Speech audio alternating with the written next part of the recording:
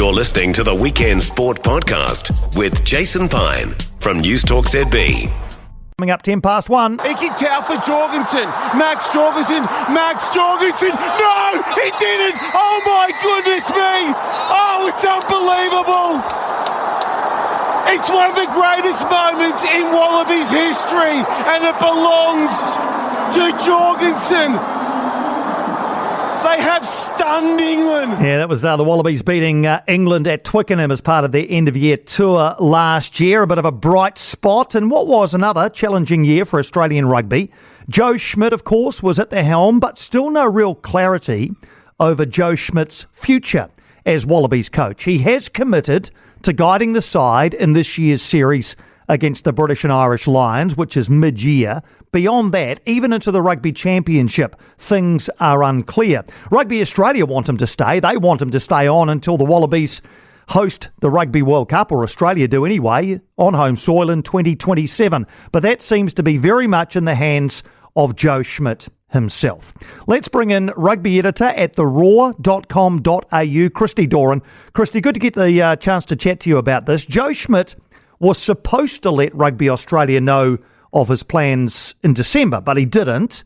Do you think that means that he's more likely to stay on beyond 2025, or do you think it's more likely that he will go? What does this delay in the announcement actually mean? Yeah, very good morning to you. It's a really interesting question because as a journo, you're constantly trying to make phone calls and work out what's happening, and it's really just swung with it every passing week almost. What's he going to do? And you're right. He put this timeline on himself, and Rugby Australia weren't expecting him to come out in a paper and say, you know what, yeah, by December I'll have a decision. So they've actually put it back on him and gone, you know what, we don't mind. You know, he can take as long as he wants. They're not trying to put any pressure on him because they know that he's the man that they want to guide through to the 2027 World Cup. So it's a fascinating one. I think, and I've been, even throughout the last week, thinking, what way is this going? I still think that he's very unlikely to be the head coach beyond 2025. I wrote just recently that he could go throughout the Rugby Championship. It starts just 2 weeks after the third British and Irish Lions test, 2 weeks in South Africa. We know how difficult it was for New Zealand to go over there in 2024 and try to come away with a win, let alone the Wallabies, who, of course, haven't had a winning year since 2015. So, yeah, so much riding on this, but I think a decision will come in the next week or so. Yeah, because it has to come soon, doesn't it, Christy? I mean, Joe Schmidt can't just keep, Rugby Australia hanging on, can he? Can't keep them on tenterhooks, as you've written. He has to allow them to come up with a contingency plan if he decides to call it a day, either after the Lions or after the Rugby Championship this year. Yeah, that's exactly right. It's fascinating, though, as well, because in 2013, Robbie Deans was sacked after the third test in Sydney, and a couple of weeks later, Ewan McKenzie was there, and he walked straight into it, and everyone, it was the worst-kept secret that Ewan McKenzie was going to become the next coach of the Wallabies. So, look, these decisions can happen on a whim really quickly.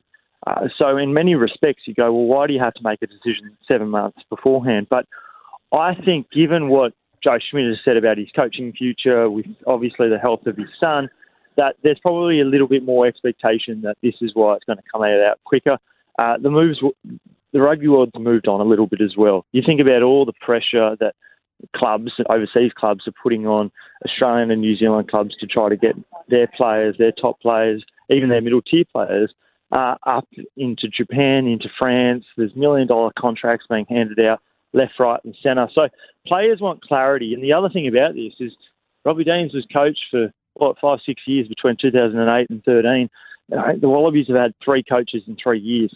So if Joe Schmidt moves on in August of this year, it'll be a 4th coach in 4 years coaching the Wallabies. So for a nation that desperately needs stability, that's why this is so important, because there's been none of it. All the players have had, ever since they've come on to their professional careers, with the exception of James Slipper, who's still ticking along, is instability, is negative headlines. And finally, it seemed like there was a bit of a pulse on the end of season 2 last year when the Wallabies beat England at Twickenham. the nation really came with the Wallabies, and that's why it's important now. And I found it really surprising last week where Langy Gleeson, young kid, 23-year-old, he's played 13, 14 test matches. He signs with Montpellier. It's not yet official, but he does so. And as a result, the Wallabies and Rugby Australia say, thanks but no thanks, you're not now welcome at the pre-season camp where he was included as one of 40 players. I found that really surprising, especially given the fact that Joe Schmidt's been non-committal about what his own future is. He's not going to stand himself down, is he, if he decides to go after the Lions tour? But that's what he's effectively doing with other players if they don't kick on beyond this year. Yeah, I read with interest your article or your piece on that, about the ruthless message. But the slight hypocrisy around players and coaches. Christy, is there any chance that Joe Schmidt will do a 180 here and say, you know what, I will stay to 2027? Oh, look, you have to think there's a slight one. Why has it taken this long? We're into the third week of January now. Second, just about the third anyhow.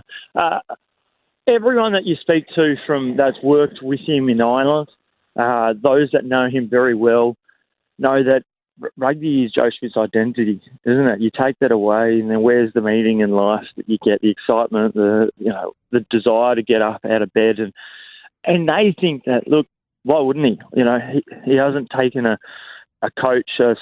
team as head coach to the World Cup and gone past the quarterfinal. Obviously, he was with the All Blacks last year, and they go through to the final, but he's an assistant coach. So, that maybe there's a bit of a legacy, but that he wants to rewrite there. But that's probably looking from the external view, isn't it? Joe Schmidt's got a decision about with his family whether or not he can do it himself, justify it, and if he can, then Rugby Australia will be desperate to have him. And I know that the nation will as well, because he's an unassuming kind of guy, isn't he? He's got a lovely smile. He's a nice bloke. But I don't know if the media, they don't know him. He didn't do an interview when he was with the All Blacks. He's not like a Dave Rennie who will go out of his way to have dinner with a bloke or go to the pub to catch up or come over during training and say g'day to guys. He's very much himself, and I've seen him in a sense going, you know what, I've got a 1.5 year mission in Australia. I'm going to do it myself. I'm going to kick on, and I'm going to have my head down, and I'm going to try to turn the fortunes around of the Wallabies, because the world rugby desperately needs it. That's been my gut feeling right from the outset, and what sources have told me as well. I'd be surprised if he kicks on to 27, but geez, would love it. If he does finish, who are the candidates to take over post the Lions or post the Rugby Championship? Oh, well, Les Kiss has been the favourite for a long time. He's got a great working relationship with Joe, having spent time with him in 2013, 14, 15 with Ireland. Les Kiss, though, only just returned to the Reds. He's going into his second year. Queensland Rugby want him to continue on. But he is definitely one, and there'd be an arrangement that could be made, which would be pretty easy, I think, or easy enough. Dan McKellar's just returned after a stint at Leicester. We know that he had some success, or relative success, at the Brumbies anyway. Consistent, disciplined, hard-working, lots of great characteristics for a coach. I still think it's perhaps a year or two too premature for Dan, but Michael Checker, you can't rule him out. But whilst Phil Wall is the Rugby Australia CEO, I'm not sure if he's the sort of person that they'd be looking at, because he's a guy that does things his way. But at the moment, he's not on. Despite the fact that Leicester Tigers are going very well, they're having a great win at home right now at the moment in the European Champions Cup. I don't think that Phil will have him come back. It's set up perfectly for him, a 1 to 2 year hit and run job. He's done it everywhere. He did it with the Wallabies in 2014-15, turned around their fortunes.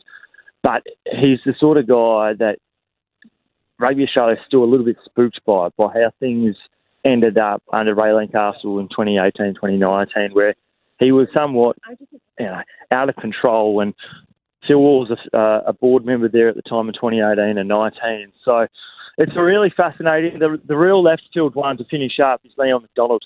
He's clearly finished up with the All Blacks at the start of the Rugby Championship. He's got a great relationship with Joe Schmidt. Does he bring him on board at the moment? This year, there was only 4 assistant coaches, like a 4-man coaching team this year with Joe Schmidt, so they can definitely have space for another person.